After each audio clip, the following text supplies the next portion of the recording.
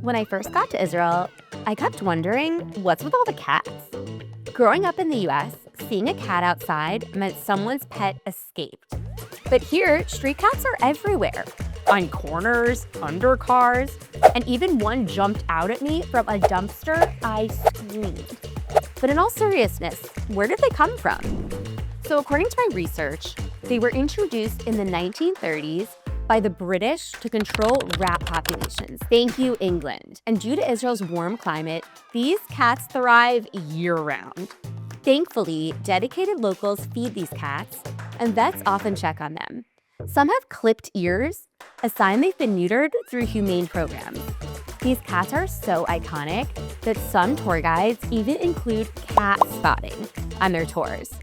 Want to understand more of what makes Israel unique?